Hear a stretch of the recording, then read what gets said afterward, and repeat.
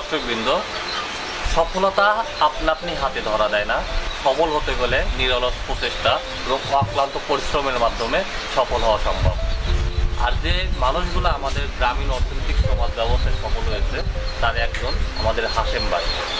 হাশেম ভাইয়ের জীবন কথায় শুরু থেকে এবং এই সফলতার পিছনে যে গল্পগুলো লুকিয়ে আছে আমরা সরাসরি হাশেম ভাইয়ের মুখ থেকে শুনে নেব। কারণ আজকের যে হাশেম ভাই, আজকে এই পর্যায়ে হাশেম ভাই আসার পিছনে যে অনুপ্রেরণা কিংবা যে পরিশ্রম কিংবা এই পরিশ্রমের ফলে যে সাফল্য, সেই সাফল্যগুলো সরাসরি হাশেম ভাইয়ের মুখ থেকে শুনুন।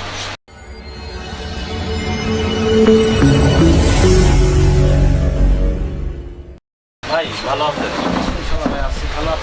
জি আলহামদুলিল্লাহ।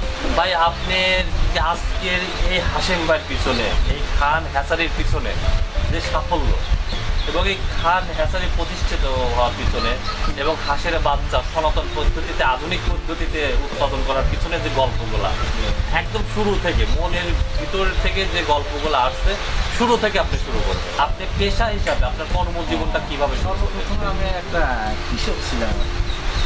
আপনার কি এরকম কোনো কৃষি জমি আছে? তার মানে আপনার ওই বর্গা চাষির মতো এরকম করতে করতে হয়তো মনে মনে একটা স্বপ্ন জায়গা হয়তো আমি একটা খামার করি। তখন আমি 2005 বা 5.5 সালের মধ্যে 200 হাঁস নিয়ে আসি আমি সান্তাহাট। হাঁসের বাচ্চা না বড় হয়? বাচ্চা হাঁস একদিনের বাচ্চা বগুড়া সান্তাহাট নিয়ে আসার পরে এটা আমি হয়তো লালন পালন করার পরে এটা দিনের আমি। এটা কত সালে? এটা আপনার 2007 সালে।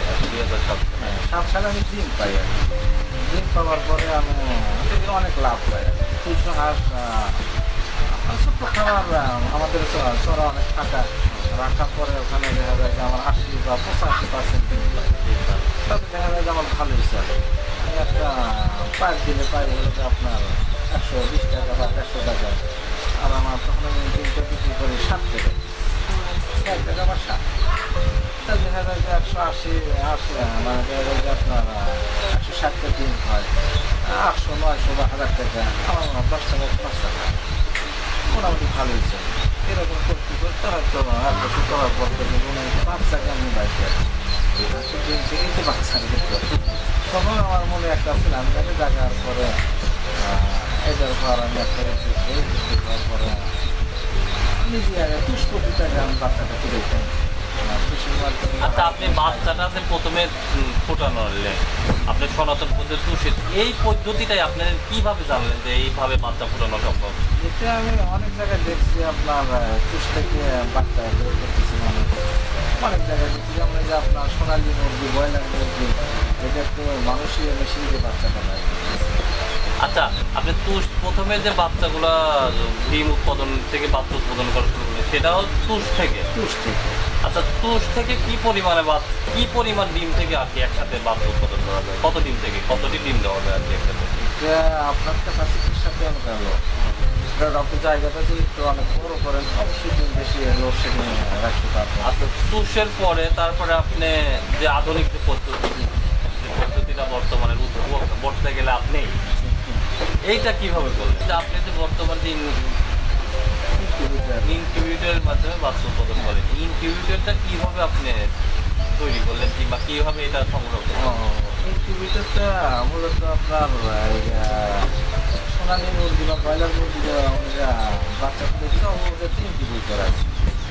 আমি কৃষির মাধ্যমে তো আমি দিনে হিট দিই বা তাপ দিই। এইটা মেশিনের মাধ্যমে বা হিটারের মাধ্যমে তাপ দিলে বাচ্চা হবে, কিন্তু এটা নিয়ন্ত্রণ করা যায়। এটা একটা বিষয় আছে। তো এই বিষয় নিয়ে আমি নিজেরাই মানে সিস্টেম করে চায়না আলাদা তৈরি করে দিই। চায়নার দেখা যায় আমাদের কৃষি মানুষও অনেকে ইনকিউবেটর আছে তৈরি করতেছে, বিভিন্ন জায়গায় করতেছে। কিন্তু মূল অর্থ হলো আপনি যদি ডিমটা কৃষির ভিতরে বা ফ্যানের ভিতরেও রাখেন তার ভিতর থেকেও বাচ্চা হবে। কিন্তু এই যে একটা নিয়ম আছে যে 95 থেকে 100 এর ভিতরে আপনার একটা বাচ্চা অবশ্যই হবে। কিন্তু ডিমটা মানে মেল ফিমেল হাত থাকতে হবে, এর মাধ্যমে বাচ্চা হবে। এটাই মূল কথা। যেখানে রাখবে সেখান থেকে। বর্তমানে আপনার খামারে বর্তমানে আপনার খামারে কি পরিমাণ ডিম থেকে বাচ্চা উৎপাদন করছে? আমরা যদি 1 মাসের হিসাব নিই আর কি, 1 মাসে কি পরিমাণ ডিম থেকে আপনি বাচ্চা উৎপাদন এক মাসে আপনার আমার বাড়ির দিকে আমরা 4 খাই।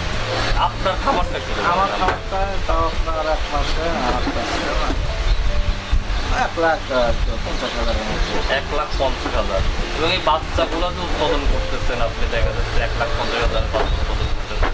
তো এই বাচ্চা উৎপাদন পিছনে আপনি তো একা মানুষ, এর সাথে কতজন শ্রমিক আছে এই বাচ্চা উৎপাদন পিছনে? আমাদের সাথে প্রায় 1-150 শ্রমিক আছে। তো বিক্রি করার থেকে শুরু করি, মানে কাজ করার থেকে বিক্রি করা পর্যন্ত, ডিম কালেকশন করা, গাড়ির যোগে আসে, তারপরে বিভিন্ন লোকের মাধ্যমে ডিমগুলো কালেকশন করা হয়, বা কিছু পুরুষ বাচ্চা আছে সেটা গ্রামগঞ্জে বিক্রি করে, মানে বিভিন্ন সেক্টরে আমাদের লোক আছে।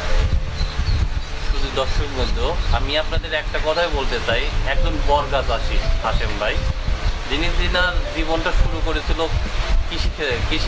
কৃষির মাধ্যমে, এবং সেই কৃষি আস্তে আস্তে ব্যবসায় রূপান্তরিত হওয়ার পরে, ব্যবসা থেকে হাঁসের খামার করার পরে, সেখান থেকে তার মাথাতে একটা বুদ্ধি আসলো যে কিভাবে হাঁসের বাচ্চা ফোটানো যায়। সেই হাঁসের বাচ্চা সনাতন পদ্ধতিতে ফোটানোর পরে বর্তমানে আধুনিক পদ্ধতিতে হাঁসের বাচ্চা উৎপাদন করতেছে।